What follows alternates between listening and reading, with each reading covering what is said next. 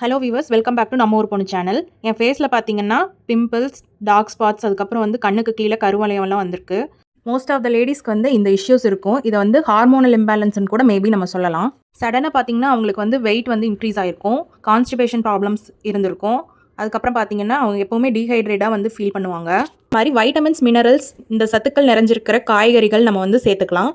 இந்த மாதிரி வெஜிடபிள்ஸ் நம்ம சாப்பிட்றதுனால நமக்கு கிடைக்கக்கூடிய பெனிஃபிட்ஸ் என்னென்னு சொல்கிறேன்.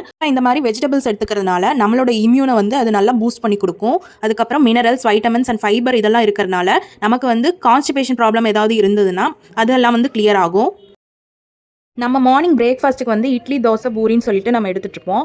அதையெல்லாம் கொஞ்ச நாள் தள்ளி வச்சுட்டு நம்ம வந்து இந்த மாதிரி வெஜிடபிள்ஸ் எடுத்துக்கிட்டோம் அப்படின்னா நம்மளுடைய வெயிட்டை வந்து மெயின்டைன் பண்ணுறதுக்கு ஹெல்ப்ஃபுல்லாகவும் நம்மளோட பாடியை வந்து ஃபிட் அண்ட் ஸ்லிம்மாக வந்து வச்சுக்கிறதுக்கும் இது வந்து ரொம்பவே ஹெல்ப்ஃபுல்லாக இருக்கும். வெஜிடபிள்ஸ் நான் என்ன ஆட் பண்ணியிருக்கேன்னு பார்க்கலாம். இப்போ வந்து ஒரு கப் வந்து சுண்டல் எடுத்துக்கிட்டேன். நைட் ஃபுல்லாக ஊறி இருக்கிறதுனால நான் வந்து இதை 4 விசில் விட்டு எடுத்துக்கிறேன் ப்ரெஷர் குக்கரில்.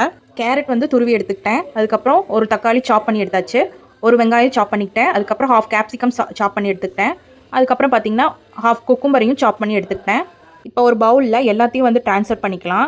இதில் கொஞ்சமாக உப்பு சேர்த்துக்கலாம். அதுக்கப்புறம் பெப்பரும் ஆட் பண்ணிக்கிறேன். நான் இந்த வெஜிடபிள்ஸ் எல்லாம் சேர்த்து சாப்பிட்டாலும் நமக்கு வந்து டம்மி ஃபில் ஆகாது அப்படின்னு நினைக்கிறவங்க வந்து 2 ஒயிட் யாக்ஸ் வந்து நீங்கள் எடுத்துக்கலாம்.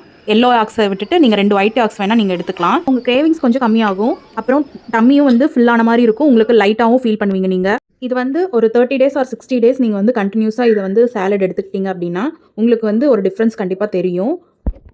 இதுக்கு முன்னாடியிலேருந்தே சாலட் நீங்கள் சாப்பிட்டு இருந்தீங்கன்னா உங்களுக்கு ஏதாச்சும் டிஃப்ரென்சஸ் இருந்துச்சு அப்படின்னா அதை வந்து கமெண்ட் செக்ஷனில் சொல்லுங்கள். ஒரு லைக் அப்படியே தட்டி விட்டுட்டு போங்க. தேங்க்ஸ் ஃபார் வாட்சிங்.